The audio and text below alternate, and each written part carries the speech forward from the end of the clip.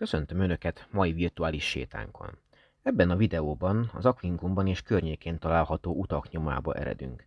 Megnézzük felépítésüket, elhelyezkedésüket és az egykori járművek nyomait is. Ahogy az egykori településkomplexum rekonstrukciós rajzán is látható, a római utak és a modern úthálózat jelentős átfedést mutat. Hogy csak néhány példát említsünk, a mai Szentendrei út, a Vörösvári út, a Bécsi út, de tovább haladva a 10-es főút is a római nyomvonalat követi. Az utak és utcák hálózata jelentősen meghatározta a körülötte terjeszkedő és formálódó település alakját, épületeit. Az aquincumi polgárvárost keresztirányban két főút szeli át, amelyek a település központjában, a fórumon futnak össze. A kelet-nyugati és észak-déli irányú főutak, amelyeket egykoron Decumanusnak és Cardónak neveztek, gyakorlatilag 4 részre osztják a települést. A főutak, utcák és sikátorok által közrefogott nagyobb épülettömböket inzulának nevezték. Erre az egyik legjobb aquincumi példa a nagy közfürdő, Fortuna Augusta szentély és Macellum épületeket magába foglaló tömb, amely a város központjánál helyezkedik el. A főutak szélességét, a hozzájuk kapcsolódó csatornák és fedett járdák elrendezését, amelyet időről időre szükség szerint változtattak is, a forgalom mérete és jellege határozta meg. Emellett mind a két főút szintjét emelték az évszázadok alatt, ám ez eltörpült a környező épületek szintemeléséhez képest. A kelet-nyugati irány a római uralom alatt szinte végig használatban volt. Többek között itt bonyolódott a Duna és a provincia belseje közti forgalom. Az észak-déli szakasz pedig a legiótábor és katonavárosba való eljutás mellett a Duna mentén haladó Limes úthoz kapcsolódott. Sok helyen olvashatjuk azt a közhelyet, akár közösségi médiában mémként terjedve, hogy a mai utak már nem olyan tartósak, mint a régiek. De vajon mi a római utak titka, hogy helyenként még szinte sértetlen állapotban kerülnek napvilágra? Az utak mérnöki jelölését követően elkészítették az útmedret, amelyet nagyméretű tört kövekkel béleltek ki.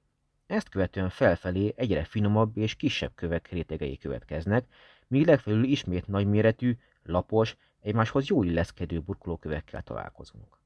Ezek úgynevezett bogárhátú utak voltak, ami azt jelenti, hogy a maiakhoz hasonlóan a képzeletbeli felezővonalnál volt a legmagasabb pontjuk, oldalirányba pedig lejtettek, hogy elvezessék az esővizet az ott haladó csatornába. Aquincum polgárvárosában, az észak-déli főúton, illetve egy-két kisebb utcán a mai napig láthatók az egykori burkolókövek. Ezen a 20. század derekán készült felvételen jól látható, hogy az utakat, burkolókövek milyen jó állapotban és mennyiségben maradtak meg. Amikor az egykori kocsik kereke, az utca szélessége, a kerékvetőkövek elhelyezkedése, vagy egy útakadály miatt rendszeresen egy nyomsávra kényszerültek, akkor annak bizony nyoma maradt.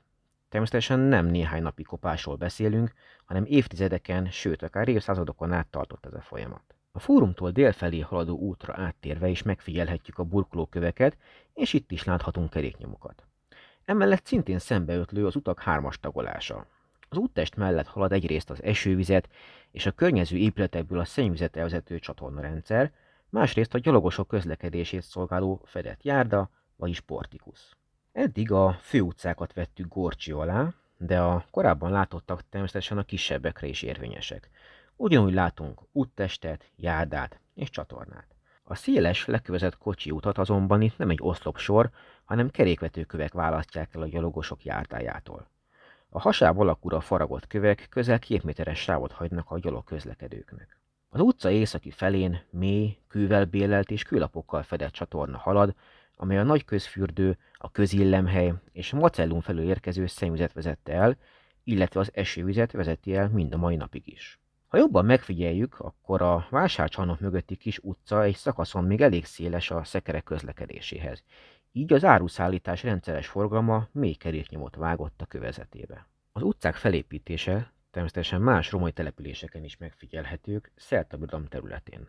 Pannóniától kezdve Pompejen át, egészen az örök városig mindenhol megfigyelhető a jó minőségű római úthálózat. Utakkal természetesen nem csak településeken belül vagy városrészek között találkozunk, hanem a provinciák közötti közlekedés és információ áramlás alapjául is szolgáltak. Emellett a hadsereg mozgása során is létfontosságú volt a megfelelő mennyiségű és gyorsaságú utánpótlás biztosítására. A képen Trajanus császár oszlopának egy részletét látjuk, amelyen legionáriusok erdős terepen utat építenek. A hivatalos állami, üzleti vagy éppen turisztikai célból utazóknak bizonyos távközönként pihenőket létesítettek az utak mentén. A mai autópálya pihenőkre emlékeztető állomásokon lovakat lehetett váltani, és étel-ital mellett szálláshelyel is szolgáltak. Az utazókat emellett mérföldkövek és útirányjelzők is segítették a tájékozódásban. Aquincumhoz közel, a Pilis hegységben is találkozhatunk a vadregényes vidéken áthaladó római kori úttal, amelyen helyenként még megfigyelhető a rendszeres használat nyoma is. Örülök, hogy velem tartottak mai útunk során. Várjuk Önöket legközelebb is. Addig is, amíg újra a polgárváros köveit koptathatjuk, ha a körülmények engedik, érdemes ellátogatni az Aquincum körüli erdőkbe, és a rómaiak láb, illetve kacsi nyomán haladni.